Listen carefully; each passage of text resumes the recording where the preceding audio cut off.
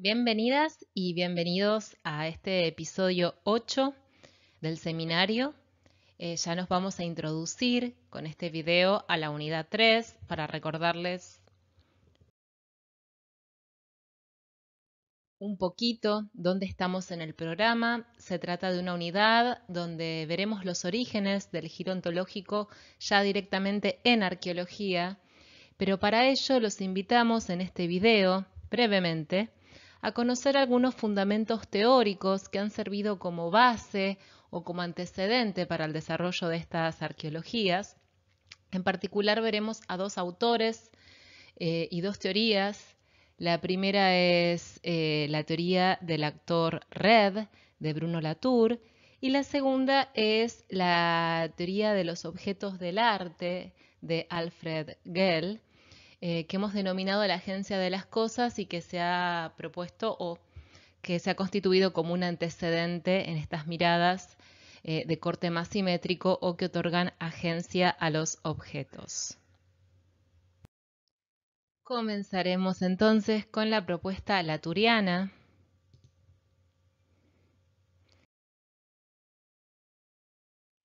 Como la mayoría de ustedes sabrán, Bruno Latour es un filósofo, sociólogo y antropólogo, nacido en Francia, en Borgoña, que, bueno, primeramente tiene una carrera académica muy larga, tuvo diferentes etapas en su devenir como investigador. Inicialmente, como les mencionaba, estudió filosofía, de hecho tiene un doctorado en teología, y su tesis ya comenzaba a meterse en cuestiones ontológicas y de exégesis, como puede observarse en el título de su tesis doctoral, que la desarrolló en la Universidad de Tours en el 75, pero con el tiempo deviene en antropólogo interesándose por los estudios decoloniales enfocados en el racismo, pero en el marco de las relaciones industriales en Costa de Marfil. De hecho, es allí donde él realiza sus primeros trabajos de campo etnográficos. Pero más tarde, Latour, más llegando a la década del 80, comienza a interesarse por la etnografía de la ciencia, dentro de un marco más bien de estudios sociales de la ciencia, coqueteando entonces ya con la sociología de la ciencia, produciendo entonces este libro, La vida en el laboratorio, donde comienza a enfocarse no solamente en las prácticas de los investigadores, sino también en sus discursos, en los objetos de estudio y analizando con un poco de detenimiento las premisas sobre las que todo esto se desarrolla. Es así como con el tiempo termina ya a fines de los 80 proponiendo una antropología simétrica y se constituye como uno de los principales motores o referentes de la teoría de actor Red, que veremos en este video, que es un enfoque ontológico propio de la teoría social y de investigación que se va a originar en este campo de los estudios sociales de la ciencia. Junto a Latour lo acompañan Michel Callon y John Law, ambos sociólogos interesados por las prácticas científicas. Esto es muy importante tenerlo en cuenta para ver cuál es el contexto, el marco en el que se desarrolla esta teoría. Por cierto, ustedes tienen en la bibliografía complementaria, tienen una entrevista muy linda que le realizaron en el 2014, si mal no recuerdo, Bernarda Marconeto y Francisco Passarelli a Latour, pero más bien enfocada al compromiso de este autor con la cosmopolítica ya relacionándonos con los contenidos que vimos en la unidad previa y los postulados de Isabel Stengers, que bueno, él va a estar dialogando con ella en el marco de las políticas indígenas y las cosmopolíticas. Y bueno, es una temática que a este autor en los últimos años le ha interesado particularmente, proponiendo el concepto de Gaia como un terreno o sí, es un concepto desde donde abordar todos los problemas ecológicos, políticos y sociales que que estamos atravesando en la actualidad, sobre todo en el marco del cambio climático, ¿no? Es muy interesante la entrevista, pueden consultarla. Quizá la obra más famosa o que estoy casi segura que ustedes deben haber escuchado nombrar es este libro, Nunca fuimos modernos, ensayos de una antropología simétrica, es del año 91 y es una obra en la cual Latour discute directamente con estas dualidades modernas, objeto-sujeto, naturaleza-sociedad o naturaleza-cultura, postulando que en realidad esas oposiciones son una falacia y que nunca nos regimos en sociedad bajo esos preceptos. Él los va a interpretar como una suerte de constructo, de discurso que seguimos y con el cual caracterizamos a nuestra sociedad, pero que en realidad nunca fueron efectivos ni se llevaron a la práctica. Esto lo va a postular desde una crítica que le hace a la sociología como disciplina, y lo que va a realizar es una contrapropuesta desde esto que denomina una antropología simétrica y que consiste justamente en asumir, en realidad la idea es asumir que los fenómenos naturales no son tan distintos de lo que llamamos sociales, ahora veremos cómo después va a deconstruir este término, ni tampoco se distancian tanto de lo que son los discursos que construimos sobre estos fenómenos. Entonces, si no son objetos separados, no tiene sentido, según Latour, estas separaciones disciplinares que hacemos desde la ciencia. Estas superespecializaciones que tenemos dentro de las ciencias sociales, humanísticas, y la idea es empezar a entenderlos como híbridos, ¿sí? Como redes de interacción entre cosas, personas y conceptos. Y para entender un poquito más a qué se refiere esto, nosotros les pedimos en este seminario que lean un fragmento, en realidad creo que el capítulo introductorio de este otro volumen del autor, que es Reensamblar lo social, una introducción a la teoría del actor red, donde Latour se mete de lleno con la explicación de lo que él entiende por lo social y sentando las bases para lo que va a ser la teoría del actor red o Actor Network Theory, de ahí viene la sigla ANT por la cual se lo conoce, y que es la que se va a retomar desde algunas arqueologías que veremos. El objetivo del autor en este volumen, como ya habrán podido leer, es redefinir lo social. Cito, ¿no? Lo que él dice. Él busca regresar su significado original y restituirle la capacidad de rastrear conexiones nuevamente. O sea, él va a redefinir qué entiende por lo social, haciendo especial foco en la red de relaciones. El tema es que Latour se va a preguntar, como sociólogo, como filósofo, como antropólogo, ¿qué es una sociedad? ¿Y qué implica decir o determinar que ciertas actividades tienen una dimensión social? Él se va a preguntar qué es lo que caracteriza este tipo de relaciones, qué es lo que lo diferencia, por ejemplo, cuando decimos que hay cuestiones que atienden más a lo social o que son más bien biológicas o naturales. ¿Qué es lo que estaría diferenciándose? ¿La naturaleza de los componentes de estas relaciones? Entonces, ¿estamos entendiendo que lo social es un todo conformado por actores homogéneos? Que en definitiva no son más que entidades humanas, personas humanas. Esto es lo que le va a preocupar a Latour en tanto científico social y va a realizar una propuesta diferente, redefiniendo a la sociología como una ciencia que estudia en realidad cualquier tipo de red de relaciones, no solamente aquellas que atañen a lo humano, a lo humano en tanto persona humana concebida desde nuestra propia lógica occidental. Le va a interesar entender a la sociología como una ciencia que rastrea asociaciones, esta idea de ensamble o agregado de componentes. Y lo que acá nos interesa focalizar y que ustedes entiendan es que estos agregados o ensambles son heterogéneos. La naturaleza de estos componentes, nodos o como se le quiera llamar, que ahora vamos a ver que en realidad son actantes, es heterogénea. No importa si se trata de personas humanas, de objetos no humanos, de discursos, de conceptos, de ideas, son redes de relaciones entre diferentes nodos, que como les mencionaba, van a actuar como actantes, a diferencia de la idea de actor que se va a criticar y se va a reservar más bien para la agencia de las personas humanas, se le denomina actante a toda aquella entidad que tiene la agentividad o la capacidad de ejercer agencia. Que supuestamente todos estos elementos la tienen. Se van a considerar asociaciones o redes de relaciones de diferente naturaleza, como mencionaba, que pueden ser desde enlaces químicos, legales, abarcando diferentes escalas y naturalezas.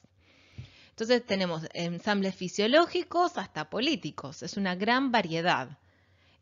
Entra de todo, esto se van a disolver, la idea es que se disolverían las fronteras o los límites disciplinares, si nos ponemos a pensar. La sociología podría llegar a abarcar absolutamente todos los objetos de estudio y las relaciones, en realidad, de los objetos de estudio de todas las disciplinas.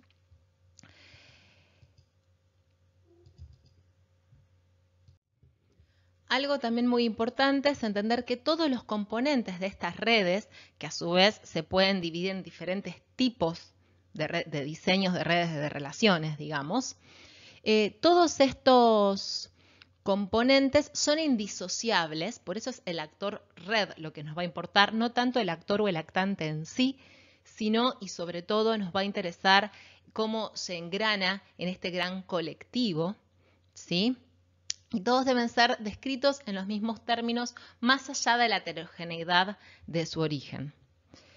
Y es importante entender que todo esto surge, como les decía hoy, a partir de estudios sociales de la ciencia, donde se estaban focalizando más bien en la cadena de producción de conocimiento, y estaban Latour y sus compañeros estudiando el entorno de producción de conocimiento de ingenieros y científicos a la hora de diseñar y ejecutar proyectos.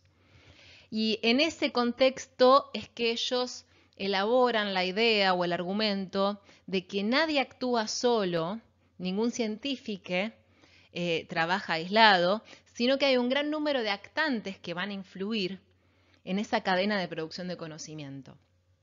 Entonces, es de ahí que surge esta teoría y es donde comenzó a ser aplicada. Pero luego esto justamente que al buscar quebrar esas barreras disciplinares, se fue trasladando hacia otras disciplinas, principalmente a la antropología. El tema es que, como ya podrán imaginar, en esta gran cadena de relaciones o redes de relaciones de objetos, personas, ideas o conceptos o discursos, donde todos los elementos, por más heterogénea que sea su naturaleza, desde el punto de vista que se la vea, poseen la misma capacidad de agencia, bueno, puede considerarse o es en realidad una teoría bastante deshumanizante en términos de que nada, o sea, las personas terminan teniendo una misma categoría que algunos objetos, en realidad que todos los objetos que componen esta red. Entonces se ha criticado principalmente a nivel social las consecuencias que puede tener este tipo de enfoque, sobre todo si está buscando permear a otras disciplinas que quizá que tienen una bajada más directa a nivel social. Entonces, bueno, es uno de los ejes que vamos a discutir en la clase de mañana martes, porque justamente si va a atravesar a la antropología o a la arqueología, puede tener consecuencias políticas éticas bastante delicadas, que desde luego varios autores y autoras ya se han encargado de señalar. El segundo autor que vamos a ver hoy, también muy brevemente, porque les recordamos esto no es más que un mapa conceptual o la focalización de algunos puntos o ideas que consideramos importante que ustedes tengan en cuenta como base para el desarrollo de estas otras arqueologías. En este caso vamos a hablar de Alfred Gell.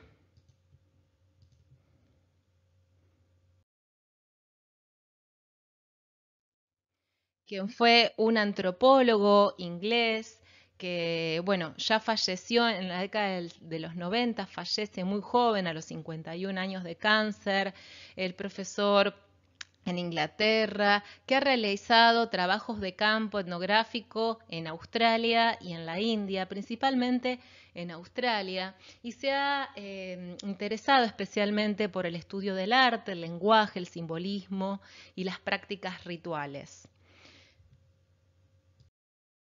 Su aporte más significativo, por el cual ha sido más reconocido, tanto en la antropología como también en el arte, en el estudio del arte, es esta obra, Art and Agency, una teoría antropológica, que posee un antecedente, por cierto, que les incluimos, si bien ustedes tenían para leer un fragmento de Art and Agency, tienen este paper de Technology of Enchantment and Enchantment of Technology del 92, que es un antecedente donde se empiezan a esbozar algunos de los principales postulados que va a presentar finalmente en la obra del 98.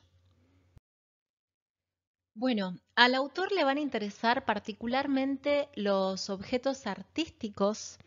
Va a emplear como ejemplo, entre otros, las pruebas de los barcos de las islas Trobriand. Ahí vemos un ejemplo para que vean el grado de detalle que estas tienen. Detalle que él va a interpretar como virtuosismo estilístico o técnico por parte de la o el artista.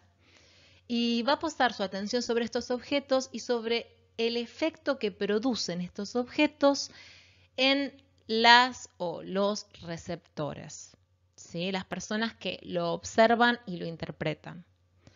Entonces, lo que va a postular Gell es que los objetos de arte tienen de por sí agencia, es entendida como capacidad de generar un efecto en el otro. Un efecto que ya sea en términos de sensación o emoción, como por ejemplo hay objetos que nos generan temor, amor, miedo, sensaciones de incomodidad, como también curiosidad, bueno, así como también pueden inducirnos a la práctica, ¿sí? O generarnos una respuesta en términos de acción. Entonces, el autor va a decir que esto se va a dar gracias a cierto encantamiento que produce, entre comillas, encantamiento, porque es como esta idea de que los objetos tecnológicos, bueno, en este caso artísticos, poseen cierto encantamiento en el receptor o receptora, que deriva del virtuosismo estilístico técnico del artista. Y son estos propios objetos son capaces de interactuar entonces como si estuviesen ellos mismos vivos. La forma en la que la persona, el receptor o receptora, que creo que en la traducción que tenemos se le llama paciente, pero bueno, es una traducción medio rara, pero la forma en la que el receptor aborda estos objetos se va a dar en términos de razonamiento abductivo, que esto lo va a retomar, ustedes lo tienen muy bien detallado en el capítulo que tenían para leer, de la semiótica de Peirce, donde se establece que existen tres tipos de razonamiento, obviamente la deducción, la inducción y en tercer lugar la aducción, que es la relación que va a operar en la lectura de los objetos de arte. Básicamente, en términos muy simples, la abducción consiste en realizar una observación o un conjunto de observaciones, en este caso sobre el objeto, y arribar a partir de ellas a la conclusión más simple y directa. A diferencia de, por ejemplo, el razonamiento deductivo, se va a arribar a una conclusión que es probable, pero no tenemos forma de verificar positivamente si es o no así. Entonces, generalmente estas interpretaciones del mensaje se van a dar o se van a evaluar más como, bueno, más probable o menos probable.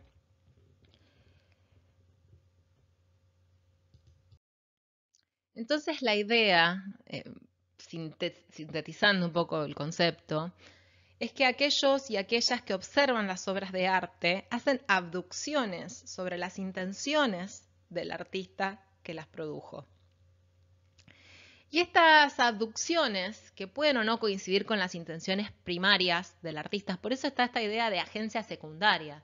El objeto de por sí está cargado de una intención, pero puede o no coincidir con la que va a terminar por abducción interpretando el receptor o receptora.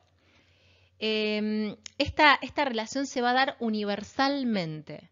Y lo más interesante es que Gell propone cierta transculturalidad, o sea, se va a dar transculturalmente y en todas las épocas. De hecho, va a rastrear estos efectos tanto, por ejemplo, en términos de idolatría, fetichismo y brujería, como en el arte occidental contemporáneo. O sea, no solo va a considerar las proas talladas trobriandesas o ciertas muñequitas fetichistas, sino también el arte contemporáneo, el arte moderno, para ilustrar los puntos en común en cómo estos objetos están mediando y actuando sobre las relaciones sociales, como verdaderos agentes, ¿sí? Con efectos concretos sobre quienes los están interpretando o los recepcionan. Obviamente, si quieren profundizar más sobre estas teorías u otras obras de los autores, están más que invitados a explorar tanto la bibliografía complementaria como a consultarnos por otros materiales que no estamos incluyendo, pero al menos los conceptos principales quedan puntualizados como una base sobre la cual trabajar mañana o entender los otros textos que tienen para ya introducirse de lleno en lo que es la arqueología o las arqueologías del giro ontológico.